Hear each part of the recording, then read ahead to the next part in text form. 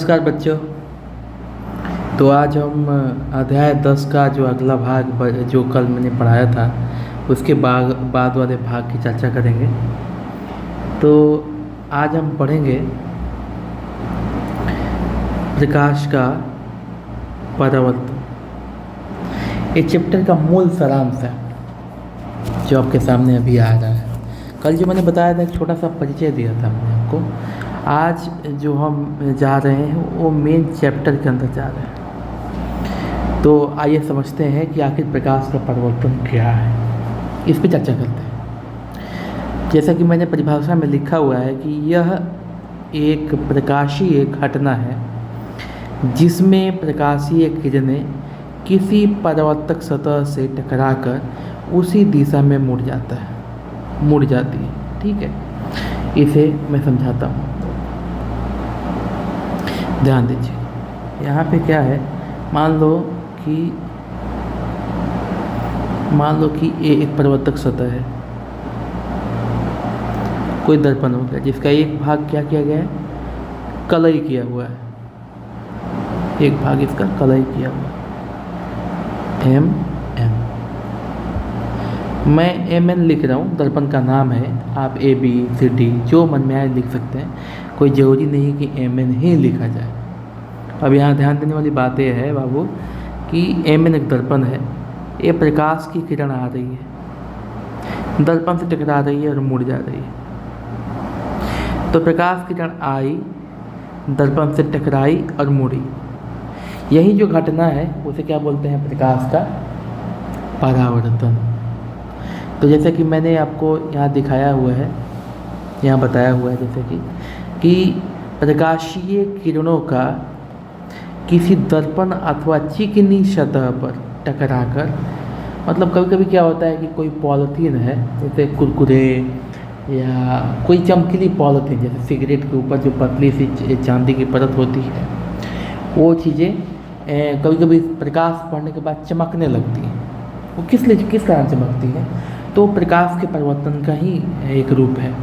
क्योंकि प्रकाश उस पर पड़ रहा है लेकिन सतह इतना चिकना है कि प्रकाश को क्या करता है, वो परावर्तित कर दे रहा है, जिससे वो हमारी आंखों पे चमकती है। तो क्या कह रहा है कि प्रकाशीय किरणों का किसी दर्पण अथवा चिकनी सतह पर टकराकर वापस मुड़ जाना, ये क्या है, मुड़ जाना या मुड़ जाने की घटना को प्रकाश का परावर्तन कहते हैं। जैसे कि मैंने अभी आपको बताया कि दर्पण हो गया, दर्पण में कोई प्रकाश आ रही है, प्रकाश की किरण आ रही है और उससे टकरा के फिर उसी दिशा में, ये नहीं कि इधर निकल गई या फिर इधर निकल गई, इधर नहीं निकलेगी, उसी दिशा में निकलेगी। समझ में आया ना? प्रकाश की किरणें परावर्तन मतलब टकराने के बाद उसी दिशा में मुड़ जाएगी जिस दिशा में से वो आ रही है। तो प्रकाश, शॉर्टकट में अगर आपसे पूछा जाए कि प्रकाश का परावर्तन क्या है, तो आप क्या बताएंगे कि किरणों का किसी चिकनी सतह या दर्पण से टकराकर मुड़ना प्रकाश का परावर्तन कहलाता है। अब इसमें थोड़ा सा परिचय देख लेते हैं हम लोग, ठीक है। जो किरण आ रही है, याद रखिएगा, ये हमेशा याद रखिएगा, ये बहुत ही इम्पोर्टेंट है, ठीक है। जो किरण आ रही है उसे क्या बोलते हैं, उसे कहते हैं आपतित किरण। आपतित किरण किसे कहते हैं, जो किरण दर्पण पे आ रही है उसे क्या बोलते हैं, आपतित किरण। याद रखिएगा, वह आपतित किरण वह किरण है जो दर्पण पे आ रही है। आपतित, आ माने आना, पतित मतलब टकराना। वह किरण जो आकर दर्पण से टकरा रही है उसे क्या बोलते हैं, आपतित किरण। जहाँ पे वो टकरा रही है, जिस बिंदु, कोई ना कोई पॉइंट पे तो जाके टकरा रही है ना, उस पॉइंट को, उस बिंदु को बोलते हैं आपतन। आपतन बिंदु मतलब वो किरण जो आ रही है, दर्पण से टकरा रही है, वो आपतित किरण है। जिस बिंदु पर टकरा रही है उसे आपतन बिंदु कहते हैं। और जहाँ से टकरा के, और वो टकराने के बाद किसी न किसी दिशा में मुड़ेगी ना, तो टकराने के बाद लौट रही है, जो किरण लौट रही है ना उसे क्या बोलते हैं? परावर्तित किरण। परावर्तित किरण, ये इम्पोर्टेंट है आपको, हर एक जगह अब इसका काम पड़ने वाला है, इसलिए आप इसे ये जानना बहुत ज़रूरी है कि आपतित किरण क्या है, परावर्तित किरण क्या है और आपतन बिंदु क्या है। मैं फिर से एक बार रिपीट करता हूँ, आपतित किरण, आ मतलब आ रही है, पतित मतलब पड़ रही है, पतित मतलब पड़ रही है या टकरा रही है, तो वह किरण जो आकर दर्पण से टकरा रही है उसे क्या बोलते हैं? आपतित किरण। और वही किरण जब दर्पण से टकरा कर मुड़ जा रही है और मुड़ रही है तो उस किरण को क्या बोलते हैं? परावर्तित। परा माने, परा मतलब रास्ता, परा मतलब रास्ता, वर्तित मतलब होता है बदलना, मतलब जब वो अपना रास्ता बदल लेती है, वही किरण जब अपना रास्ता बदल लेती है तो उसे क्या बोलते हैं? परावर्तित किरण। और जिस बिंदु पे ये सारी घटनाएं होती है, मतलब आपतित किरण आ रही है, टकरा के परावर्तित किरण में मूड बदल रही है, वो बिंदु जो है, पॉइंट जो है, वो बिंदु कहलाता है आपतन बिंदु। इसको आप हमेशा याद रखिएगा। और प्रकाश का परावर्तन क्या है बच्चों? तो जब प्रकाश की किरणें किसी चमकीली सतह पर या दर्पण पर टकराती है और टकराने के बाद उसी दिशा में मुड़ जाती है तो उसे प्रकाश का परावर्तन कहते हैं। और छोटे भाषा में कहा जाए तो किरणों का मुड़ना, प्रकाशीय किरणों का मुड़ जाना प्रकाश का परावर्तन है। इसमें थोड़ा सा आप ये ऐड कर सकते हैं कि प्रकाशीय किरणों का किसी परावर्तक सतह से टकराकर अर्थात किसी चिकनी या किसी दर्पण से टकराकर वापस उसी दिशा में मुड़ जाना प्रकाश का परावर्तन कहलाता है। तो परावर्तन आप समझ लिए होंगे, परावर्तन कोई बहुत बड़ा चीज़ नहीं है। ये परिभाषा आप याद रखिए कि प्रकाशीय किरणों का किसी दर्पण अथवा चिकनी सतह पर टकराकर वापस मुड़ जाने की घटना को प्रकाश का परावर्तन कहते हैं या कहा जाता है। इसके ऊपर वाला जो चीज़ मैं बताया हूँ कि यह एक प्रकाशीय घटना है। घटना इसलिए है कि जाती है, जाके मुड़ती है तो कुछ ना कुछ होता है ना, इसलिए वो घटना बोलते हैं उसको। यह एक प्रकाशीय घटना है जिसमें प्रकाशीय किरणें किसी परावर्तक सतह से टकराकर उसी दिशा में मुड़ जाती है। समझ गए ना आप लोग? अब इसी चीज़ को मैंने यहाँ पे थोड़ा सा समझाया हुआ है, ठीक है। देखिए, आपतित किरण जो आ रही है, मैंने अभी आपको बताया, परावर्तित किरण जो टकरा के मुड़ रही है, और इस बिंदु को क्या बोलते हैं? बोलिए, इस बिंदु को क्या बोलते हैं? आपतन बिंदु। इस बिंदु को क्या बोलते हैं बाबू? आपतन बिंदु। और ये टोटल घटना जो है ये प्रकाश के परावर्तन का ही पार्ट है। अभी मैं आप लोगों को बताने वाला हूँ सबसे इम्पोर्टेंट क्वेश्चन, ठीक है। ये एग्ज़ाम में पूछना ही पूछना है, 2 या 3 नंबर के सवाल आता है ये एग्ज़ाम में, मतलब बहुत तरह देखा गया है कि ये क्वेश्चन पूछ ही देता है। ये वाला क्वेश्चन पूछेगा कि परावर्तन का नियम बताएं। अब इस नियम को समझाने से पहले बाबू हम आपको एक फ़ोटो बना के दिखाते हैं। देखिए, ये एक दर्पण है, ये दर्पण समतल है इसलिए इसे समतल दर्पण कहते हैं। जिसका परावर्तक सतह समतल रहेगा उसे समतल दर्पण कहते हैं। हम समतल दर्पण नहीं मान रहे हैं इसको हम ऐसा मान लेते हैं कि ये एक दर्पण है या कोई परावर्तक सतह, कोई चिकनी सतह है, ठीक है। अब यहाँ ध्यान देने की बातें हैं कि कोई किरण आती है, दर्पण से टकराती है और मुड़ जाती है, ठीक है। जहाँ पे टकराती है वो बिंदु O है। किरण आई, दर्पण से टकराई और मुड़ गई, ठीक है। अब ध्यान दीजिए, जो किरण आ रही है, दर्पण से आ रही है और टकरा रही है, उसको जैसे कि मैंने पहले बताया उसको क्या कहते हैं? आपतित किरण कहते हैं ना बाबू। जो किरण आ रही है, आने के बाद दर्पण से टकरा रही है उसे क्या बोलते हैं? आपतित किरण। और जो टकरा के लौट रही है वापस उसी दिशा में, जैसे कि मैंने 3 कंडीशन बनाया ना बाबू, ए आ रही है और ये तीर का निशान बहुत जरूरी है। एग्जाम में अगर आप तीर का निशान नहीं बनाते हैं बाबू तो आपका सवाल गलत हो जाएगा, क्योंकि पता ही नहीं चलेगा किधर से आ रही है और किधर जा रही है। इसलिए परीक्षा में फ़ोटो बनाइए तो तीर का निशान जरूर बनाइए कि प्रकाश आ रही है और फिर टकरा कर किस दिशा में जा रही है। जैसे मैंने यहाँ तीर का निशान बना के दिखाया कि प्रकाश किरण आ रही है और टकरा के वापस उसी दिशा में जा रही है, आने और जाने का सिंबल। तो आपतित किरण आ रही है और टकराने के बाद उस किरण का नाम क्या हो जाएगा? परावर्तित किरण। और जहाँ ये सारी घटनाएं होती हैं उस बिंदु को क्या बोलते हैं? आपतन बिंदु। आपतन बिंदु, उस बिंदु को क्या बोलते हैं? आपतन बिंदु बोलते हैं। ठीक है, ये हो गया आपका आपतन बिंदु। ठीक है, आप सेम टू सेम परीक्षा में फिगर बनाएंगे और जैसे जैसे नाम मैंने लिखा है वैसे वैसे नाम लिखेंगे।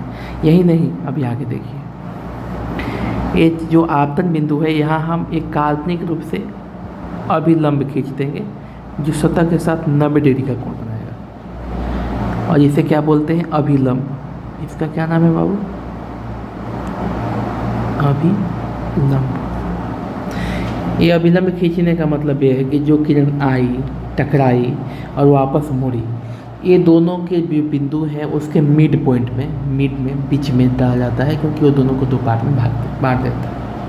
इस बिंदु क्या बोलते हैं? अभिलंब कहते हैं और इस सतह के साथ 90 डिग्री के कोण पे होता है बाबू। इस चिन्ह का मतलब क्या है? 90 डिग्री। ठीक है, अब नियम क्या है? नियम देखिए,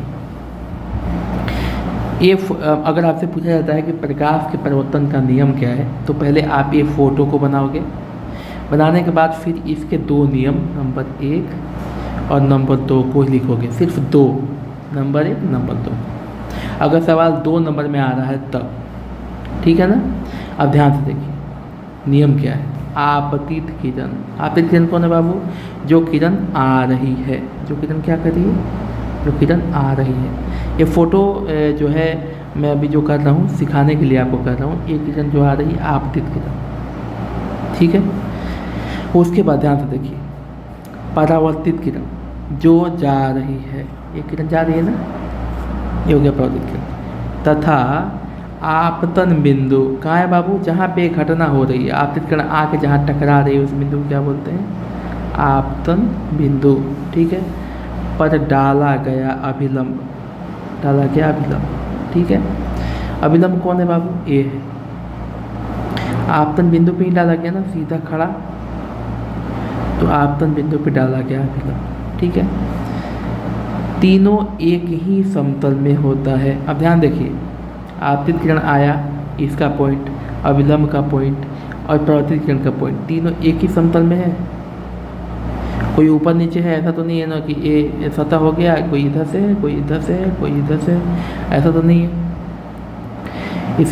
तो ये नियम क्या कहता है कि आपतित किरण, बहुत ईजी है याद करने में, आपतित किरण का मतलब आप समझ ही गए हैं, जो किरण आ रही है।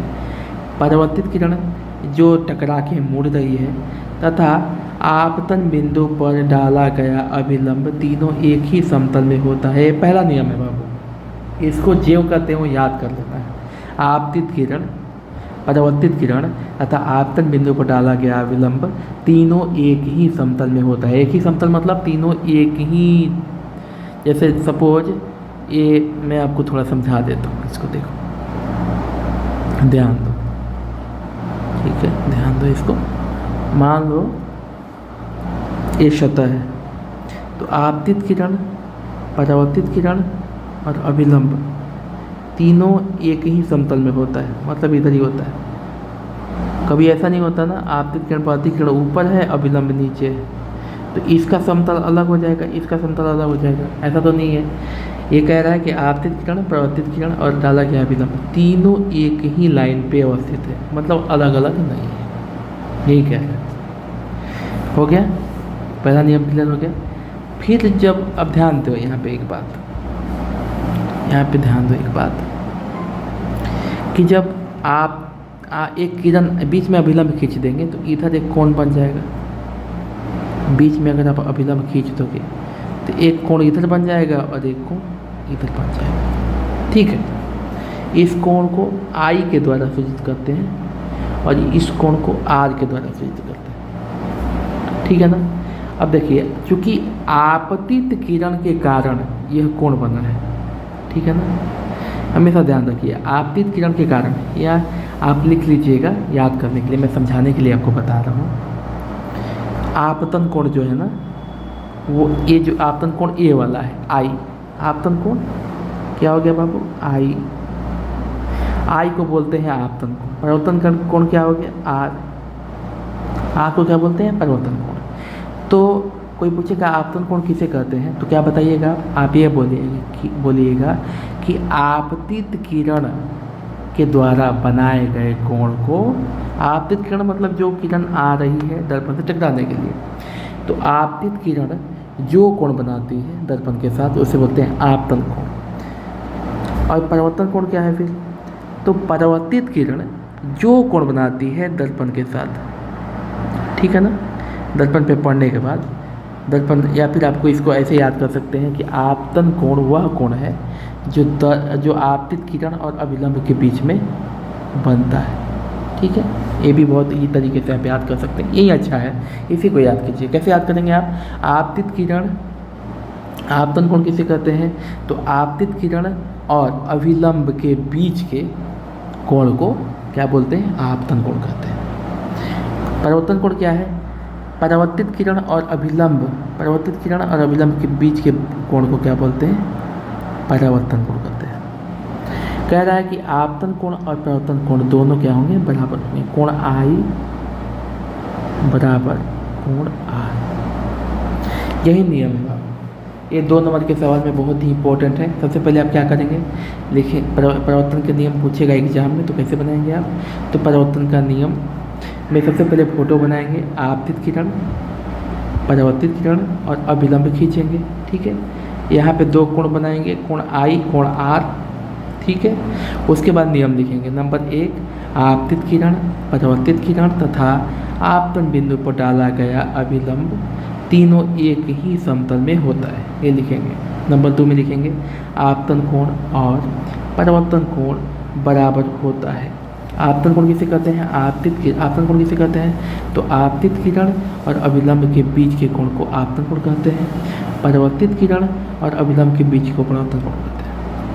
ये दोनों कोण क्या होंगे, आपस में बराबर होंगे, अर्थात कोण आई बराबर कोण आर, अर्थात क्या होगा, कोण आई बराबर कोण आर। ठीक है, नीचे एक नोट में दे दिया हूँ मैं, नीचे नोट में दे दिया हूँ। ठीक है, इसको साइड में नोट करके लिख लीजिएगा। इस नियम के साथ इसको लिखने की ज़रूरत नहीं है, नीचे में एक बॉक्स बना करके ये लिख लीजिएगा। क्या लिखना है, यह नियम सभी प्रकार के परावर्तक सतह पर लागू होता है।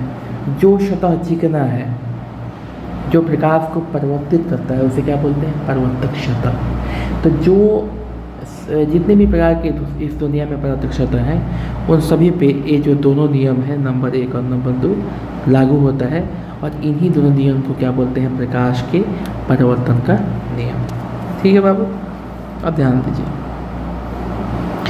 एक सवाल आपको हमेशा पूछा जाता है एग्जाम में, मतलब मैं तो देख रहा हूँ कि जब से मैट्रिक की परीक्षा हो रही है साइंस की, 2 नंबर का सवाल ये पूछना ही पूछना है।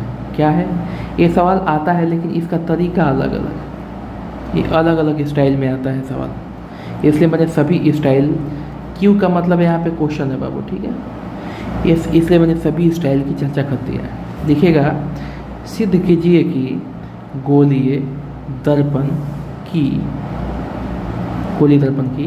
वक्रता केंद्र फोकस दूरी, वक्रता केंद्र मतलब आर, फोकस दूरी एफ की दुगुनी होती है। इस तरह के सवाल भी पूछेगा। सिद्ध कीजिए कि गोलीय दर्पण की वक्रता केंद्र आर, फोकस दूरी एफ की दुगुनी होती है। यहाँ पे आर और एफ नहीं दिया जाएगा, सिर्फ हिंदी में जैसे लिखा है वैसे लिखिएगा कि सिद्ध कीजिए कि गोलीय दर्पण की वक्रता केंद्र फोकस दूरी की दुगुनी होती है। या फिर ऐसे भी पूछ सकता है कि सिद्ध की करें गोलीय दर्पण की फोकस दूरी वक्रता केंद्र की आधी होती, ऐसे भी पूछ सकता है आप। या फिर ऐसे भी डायरेक्ट पूछ सकता है कि सिद्ध करेगी F बराबर R/2, या फिर ऐसे भी बोल सकता है कि सिद्ध करेगी R बराबर 2F। तो इस प्रकार के सभी सवालों का सिर्फ एक ही जवाब होगा बाबू, जो मैंने नीचे में समझाया आपको। मैं समझा रहा हूँ आपको कि इसको सिद्ध कैसे करें। सबसे पहले आप क्या कीजिए कि एक दर्पण बना लीजिए, जैसा कि ये दर्पण है, एक दर्पण बना लीजिए आप सबसे पहले, ठीक है। आप इस फोटो को बना लीजिए, इस फोटो को सबसे पहले वीडियो को पॉज करके अपने कॉपी में इस फोटो को बना लीजिए, क्योंकि मैं इसी पे आपको सिखाऊंगा, ठीक है। या फिर बैक करके भी बना सकते हैं, अभी समझ लीजिए आप। और यहाँ से देखिए, यहाँ पे हमारे पास एक दर्पण है, ठीक है। दर्पण का नाम हम लोगों ने रखा M और N, आप कुछ भी रख सकते हैं। इसमें एक प्रकाश किरण है AB आती है और टकरा के फोकस से लौट जाती है। कोई भी प्रकाश किरण किसी भी दर्पण से जब टकराती है तो कहाँ से गुजरेगी बाबू? उसके मुख्य फोकस से ही गुजरेगी, ये नियम है। जब कोई प्रकाश किरण किसी परावर्तक सतह से टकराती है तो उस परावर्तक सतह के मुख्य फोकस से ही वह किरण जाएगी, अदरवाइज वो कहीं से नहीं जा सकती है। और वक्रता केंद्र से जो किरण जाएगी उसी रास्ते से वापस आ जाएगी, ये नियम है, ठीक है।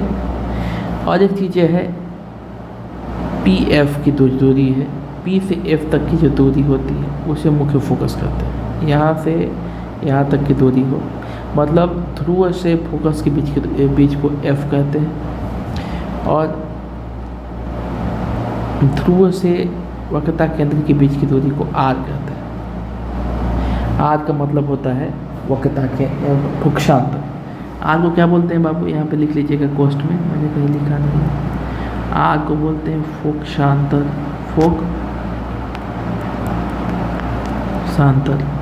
फोकसांतर का मतलब हो जाता है कि गोलीय दर्पण जिस वक्रता केंद्र का गोलीय दर्पण जिस खोखले का भाग होता है, फोकसांतर किसे कहते हैं? गोलीय दर्पण जिस खोखले गोले का भाग होता है उसके व्यास को क्या बोलते हैं? फोकसांतर कहते हैं।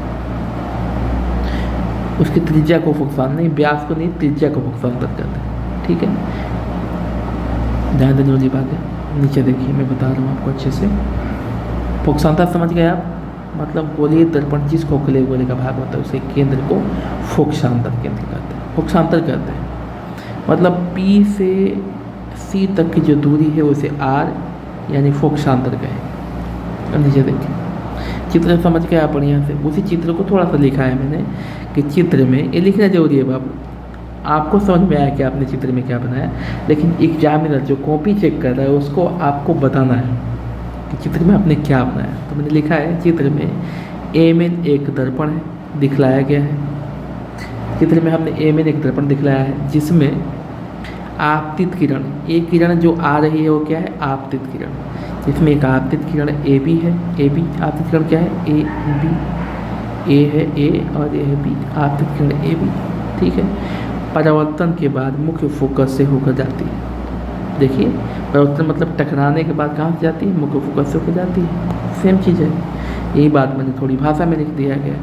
अच्छा, दिया क्या गया है कि P से F तक की दूरी है उसे F कहते हैं, और P से C तक की दूरी को क्या बोलते हैं? R। जैसे कि मैंने आपको समझाया ना, ये ऑलरेडी दिया हुआ है कि P से F तक की जो दूरी है, यहाँ से यहाँ तक की जो दूरी है वो क्या है? F है, और यहाँ से यहाँ तक की जो दूरी है वो क्या है? R है, ठीक है।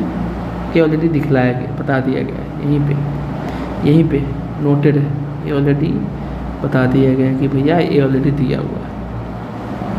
अब हमें करना है प्रूफ। कैसे करेंगे? तो ध्यान दीजिए, ज्यामिति के अनुसार से, ज्यामिति क्या कहता है कि जब दो समांतर रेखाओं को एक त्रियक रेखा काटती है, त्रियक रेखा का मतलब होता है बाबू तिरछा रेखा, जो दो समांतर मतलब ऐसी रेखाएं जो कभी मिले नहीं। रेल का पटरी देखे हो, रेल का पटरी कभी मिलता है? नहीं मिलता है ना। वो ऐसे ही रेखा है, वो बहुत कितना भी दूर जाएगा कभी मिलेगा नहीं एक दूसरे से। तो ऐसी रेखाएं जो कभी मिले नहीं समांतर रेखाएं कहलाती है। समांतर रेखा कैसे कहते हैं? वह रेखा जो कभी किसी बिंदु पर मिलती नहीं है। तो ये देखो कभी कभी मिलेगी, समांतर रेखा आती है। दोनों की असमांतर रेखाओं में दोनों रेखाओं के बीच की दूरी हमेशा हर एक जगह बराबर होता है। तो जब दो समांतर रेखाओं को कोई तिर्यक रेखा काटती है तो एकांतर अंतः कोण बराबर, संगत कोण और एकांतर अंतः कोण बराबर होते हैं। मतलब इस साइड के कोण, इस साइड के कोण इससे बराबर होंगे और इस साइड के कोण जो है इससे बराबर होंगे। अब ध्यान देने वाली बात है, देखिए ये वाला जो कोण है इस वाले कोण से बराबर होगा, क्योंकि अगर इसको आगे बढ़ा दिया जाए और इसको भी आगे बढ़ा दिया जाए तो ये जहाँ काट रहा है वहाँ पे ये भी काट रहा है, तो इसके एकांतर अंतः कोण जो है, जैसे इसका ए और इसका ए बराबर हो जाएगा, मतलब एकांतर अंतः कोण जो है वो बराबर होंगे। तो मैंने क्या लिखा है बाबू, ए कोण ए बी सी, ठीक है। मैंने लिखा है, मैंने क्या लिखा है, त्रिभुज कोण लिखा है मैंने, कोण ए बी सी, ठीक है। और ये किससे बराबर है, जो बीच वाला है वही कोण को बताता है, हमेशा याद रखिएगा। बीच में बी है यानी कोण ए बी सी, बीच वाला है वही कोण को बताएगा। तो ध्यान देने वाली बात है, देखिए ए बी और सी, तो ये जो बीच वाला पॉइंट है बी मतलब ए वाला कोण। अब फिर कह रहा है कोण सी बी एफ, तो ए बी किस कोण को बोलते हैं, सी बी एफ नहीं है, एक सेकंड, कोण ए बी सी और कोण B C F, B C F कह रहा है ना। यहाँ देखिए एक कोण हो गया ए बी सी, इसके बीच में क्या है बी, तो हो गया बी वाला कोण। और सी बी एफ, देखिए बी सी एफ, ए वाला जो कोण है और ये वाला कोण बराबर होता है। ये ज्यामिति कहता है। ज्यामिति कैसे कहता है, तो एकांतर अंतः कोण बराबर होते हैं। जब ये वाला कोण बराबर होगा ना तो ये वाला कोण भी इसके बराबर होगा। एकांतर अंतः कोण हमेशा बराबर होते हैं। तो ध्यान दीजिए, जब वो कोण ए बी सी बराबर कोण बी सी है। परिवर्तन का नियम क्या कहता है हमारा, कि आपतन कोण, परिवर्तन का नियम अभी हम पढ़ाए ना आप लोगों को, देखिए अभी पढ़ाए, आपतन कोण और परिवर्तन कोण बराबर होते हैं। तो यहाँ पे इस फिगर में देखिए कि आपतन कोण कौन है, एक किरण आ रही है, आ रही है, और इसको अगर अभिलंब मान लिया जाए, इस रेखा को अगर अभिलंब मान लिया जाए तो अभिलंब और आपतित किरण के बीच कौन कोण बनेगा, आपतन कोण बनेगा। और अभिलंब और परावर्तित किरण के बीच कौन सा कोण बनेगा, तो ये परिवर्तन कोण बनेगा। तो नियम क्या कह रहा है कि आपतन कोण आई और परिवर्तन कोण आर बराबर होंगे। यानी परिवर्तन का नियम ही कह रहा है कि कोण ए बी सी बराबर कोण सी बी एफ। मैं नहीं कह रहा, ये नियम ही कह रहा है, परिवर्तन का नियम ही कह रहा है। इस तरह से हमें दो समीकरण मिले, समीकरण एक ज्यामिति से मिल गया और समीकरण दो हमें कहाँ मिल गया, परिवर्तन के नियम से मिल गया। अब समीकरण एक और दो से हम देख लेंगे तो देखेंगे कि एक साइड दोनों का तो बराबर है, दूसरा साइड इनका बराबर नहीं है, ठीक है। और दूसरा साइड बराबर नहीं है तो उसको हम बराबर में लिख लेंगे, क्योंकि एक साइड तो बराबर है। तो कोण बी सी एफ बराबर कोण सी बी एफ। इस तरह से हमें क्या मिलता है कि बी एफ बराबर सी एफ, ठीक है। इस तरह में क्या मिल गया, बी एफ बराबर सी एफ। अब यहाँ पे मैं समझा देता हूँ आपको थोड़ा बढ़िया से। यहाँ से यहाँ तक का जो है और यहाँ से यहाँ तक का जोड़ है, यही हमें प्राप्त होता है, ठीक है। बी एफ बराबर सी एफ, बी एफ बराबर सी एफ। अब एक लाइन यहाँ पे लिखा गया है कि बी पी के सन्निकट होने के कारण, इसका क्या मीनिंग है, बी पी के सन्निकट होने के कारण। इसका मतलब हो गया बाबू कि जो प्रकाश किरण आ रही है वो जरूरी नहीं कि बी पे ही आए, वो यहाँ भी आ सकती है, यहाँ पे भी आ सकती है, यहाँ पे भी आ सकती है, यहाँ पे भी आ सकती है।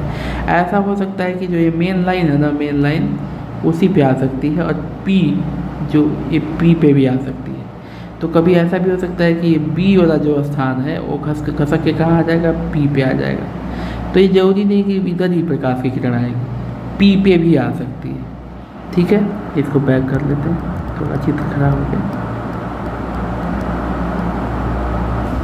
ठीक है। तो ये कहीं भी आ सकती है, जो मैंने समझाया अभी आप लोगों को। इसलिए बोला गया है कि बी पी के सन्निकट होने के कारण, इसका मतलब होता है सन्निकट, ठीक है।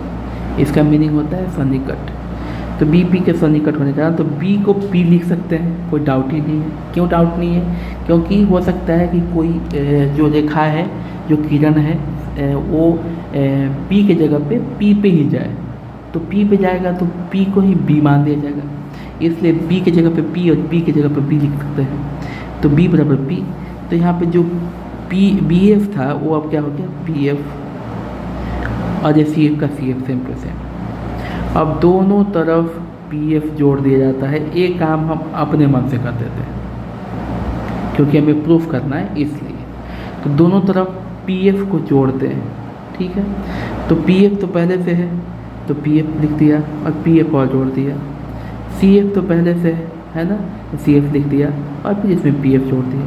तो पी एफ जोड़ा गया तो कितना पी एफ हो जाएगा, 2 पी एफ हो जाएगा। और पी सी कैसे हुआ, अब ये बात है, तो ध्यान दीजिए सी एफ और पी एफ को जोड़ते हैं। चित्र में आइए, किसको जोड़ते हैं हम जोड़ते हैं C F plus P F को जोड़ते हैं। ध्यान दीजिए सी और एफ इतना दूर हो गया, इतना दूरी हो गया, सी से एफ तक की दूरी सी एफ हो गया और पी से एफ तक की दूरी पी एफ हो गया। तो यहाँ से यहाँ तक की दूरी को हम क्या बोलेंगे, पी से सी हो जाएगा ना, तो ये क्या में बदल जाएगा पी सी। ध्यान दीजिए सी एफ मतलब यहाँ से यहाँ तक की दूरी, पी एफ यहाँ से लेके यहाँ तक दूरी, और जब दोनों रेखा को मिला दिया जाएगा तो क्या बनेगा पी से सी तक, तो क्या हो गया पी सी, ठीक है पी सी हो गया। अब ध्यान दीजिए, देखिए हम आगे बता रहे हैं आपको।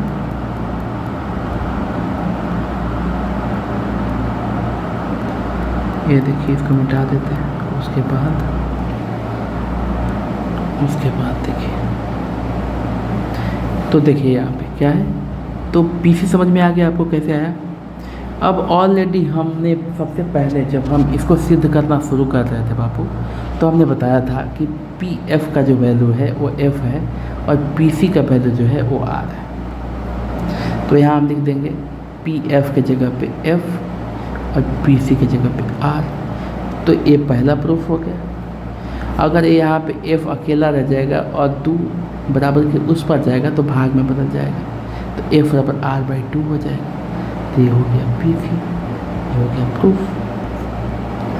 ये सवाल आपको मतलब बहुत देर पूछे जाते हैं, इसको मैं एक बार अपने थोड़ा अच्छे समझा देता हूँ। लिखा हुआ तो उधर है लेकिन मैं यहाँ पे एक बार फिर से आपको समझा देता हूँ। ध्यान से देखिए, लाइव समझा देता हूँ आपको। ये हो गया आपका एक दर्पण, ठीक है। इसको कलई करते हैं। अब ध्यान दीजिए,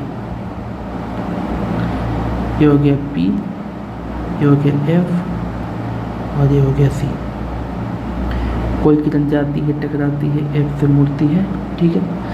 C हमेशा कोई भी किरण जाएगी, दर्पण से टकराएगी तो वो F से ही होके गुजरेगी, यह नियम है, और कहीं से होके नहीं जाएगी। एम एन एक दर्पण हो गया। फिर ये है कि अगर कोई किरण वक्रता केंद्र से जाती है तो उसी से जाएगी और उसी से वापस लौट आएगी, उसी रास्ते से जाएगी और वापस लौट आएगी, ठीक है। अब देखिए, मान लीजिए कि आपतित किरण ए बी हो गया, हमारे पास यही डाटा है। फिर हमें डाटा क्या मिला कि P से F तक की दूरी को फोकस बोलते हैं, अब P से C तक की दूरी को वक्रता केंद्र या फोकसांतर कहते हैं। अब हमारे पास क्या दिया गया है,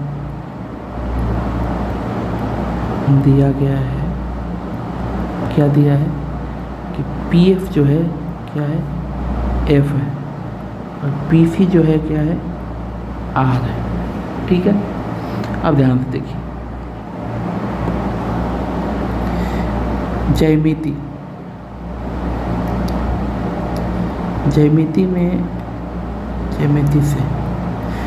से देखेंगे बाबू, 2 समांतर रेखा है, ठीक है। को जब एक तिर्यक रेखा काटती है, तिर्यक मतलब तिरछी रेखा, तो एकांतर कोण बराबर होते हैं, मतलब ए वाला कोण और ए वाला कोण बराबर होता है, ये नियम है ज्यामिति। तो अगर देखा जाए बाबू यहाँ पे, अगर देखा जाए तो मतलब तो देखो, तो अगर इस रेखा को थोड़ा सा आगे बढ़ा दिया जाए, इस रेखा को थोड़ा सा आगे बढ़ा दिया जाए, आगे की तरफ, और ये जो रेखा है, ठीक है, इसको थोड़ा आगे पीछे और थोड़ा इधर बढ़ा दीजिए, तो ये दोनों आपस में काटती है ना, इसलिए ए वाला कोण और ए वाला कोण क्या रहेगा, बराबर होगा। ये वाला कोण क्या है, ए बी और सी, ए है ना, तो हम क्या लिखेंगे, कोण ए बी और सी किसके बराबर हो जाएगा, कोण बी सी एफ के बराबर हो जाएगा, इसके बराबर होगा ना, तो हम क्या लिखेंगे, कोण बी सी एफ के। ठीक है, अब ध्यान दीजिए, परिवर्तन का नियम, परिवर्तन का नियम यही कह रहा है अब लोगों से, परिवर्तन के नियम से, परिवर्तन का नियम आपसे क्या कहता है, परिवर्तन का नियम आपसे कहता है कि आपतन कोण आई, आपतन कोण किसे कहते हैं, जो आपतित किरण और अभिलंब के बीच में बने, तो आपतित किरण और इसको अभिलंब मान लेते हैं। परिवर्तित किरण किसे बोलते हैं, जो मुड़ के जाती है और अभिलंब के बीच कोण बनाती है। ठीक है, तो आपतन कोण आई हो गया, अपवर्तन कोण आर हो गया, और तीनों एक ही समतल में है, तीनों एक ही पॉइंट पे, यहाँ नियम लागू होगा। नियम तभी लागू होगा जब तीनों एक ही समतल में है, एक ही पॉइंट पे हो।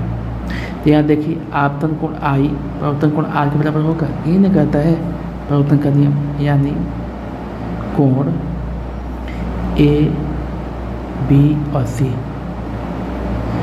कोण ए बी और सी बराबर किसके हो जाएगा, परिवर्तन कोण का, किसका, सी बी और एफ के। तो क्या लिखेंगे आप, सी बी और एफ के, इसको मान लेंगे समीकरण 1, इसको मान लेंगे समीकरण 2। अब यहाँ पे देखेंगे फ्रॉम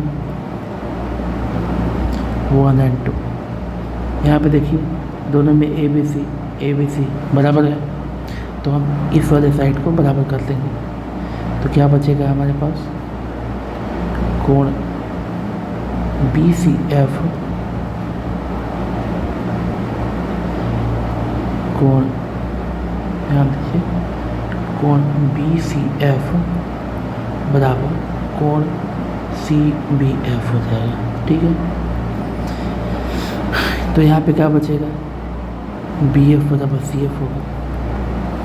मैंने अभी आपको बताया कि मान लीजिए यहाँ पे तरफ आई यहाँ से निकल गई, ये पी हो गया, ए एफ हो गया और ए सी हो गया, यहाँ से कट के जा रही है, आ रही है, ये ए हो गया, ए बी हो गया। तो कोई दर्पण जो है, कोई दर्पण जरूरी तो नहीं है ना कि आपको यहीं पे काटे, वो आपको यहाँ पे भी टकरा सकती है, यहाँ पे भी टकरा सकती है, यहाँ पे भी टकरा सकती है, और लास्ट में ऐसा भी होगा कि यहाँ पे पी पे भी टकरा सकती है। कहने का मतलब है जो ये पी है, ये कभी ऐसा भी हो सकता है कि पी पे ही हो सकता है, पी और बी दोनों एक ही पॉइंट पर हो सकते हैं। जब पी और बी एक ही पॉइंट पर हो सकते हैं, तो यहाँ पे एक लाइन लिखेंगे हम, यहाँ पे एक लाइन लिखेंगे कि पी के सन्निकट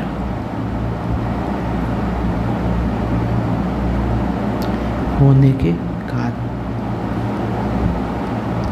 जब पी के सन्निकट होने के कारण, यानी हो गया कि पी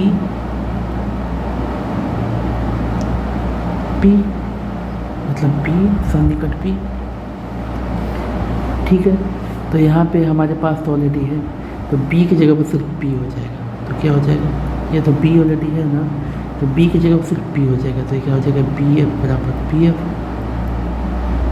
और ये सी एफ का सी एफ उतर जाएगा, क्योंकि बी पी के सन्निकट है और कुछ भी नहीं। अब अपने मन से दोनों तरफ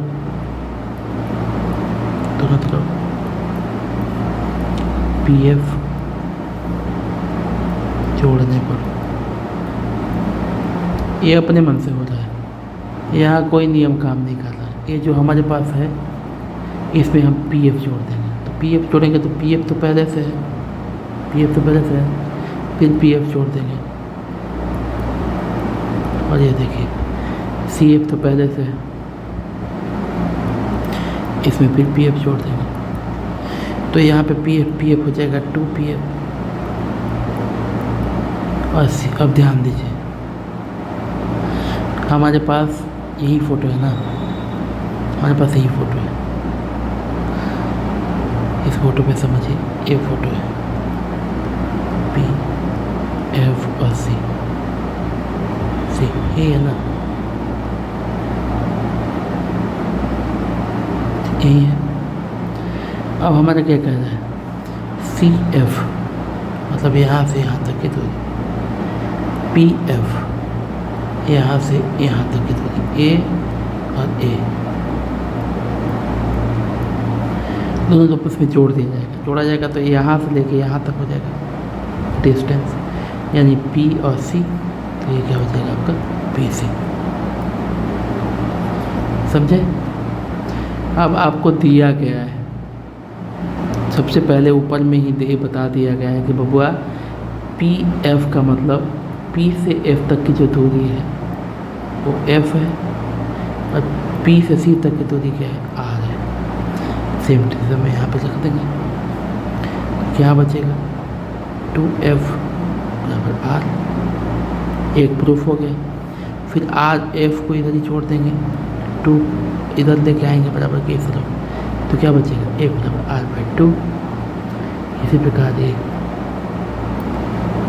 प्रूफ हो जाएगा। यही प्रश्न आपका आता है 2 नंबर के सवाल में। ठीक है, तो दोस्तों आज इतना ही। मुझे उम्मीद है आप लोगों को बहुत अच्छे समझ में आया होगा। कुछ डाउट होने पे, कुछ समझ में नहीं आने पे आप मुझसे पूछ सकते हैं। ठीक है, थैंक यू वेरी मच। ठीक है, ये कल जो मैंने पढ़ाया था वो है, आप लोगों ने मेरा लेक्चर सुना उसके लिए थैंक यू वेरी मच। मैं कोशिश कर रहा हूँ कि आप लोगों को बहुत ज़्यादा से ज़्यादा समझ में आए, मेरा योगदान यही है। कुछ भी दिक्कत होने से आप हमें पूछ सकते हैं, और अगर कुछ और ज़्यादा डाउट हो जाए तो टेलीग्राम पे आप मेरे को मैसेज कर सकते हैं। मैं अपना टेलीग्राम आईडी आपको लोगों को बता देता हूँ।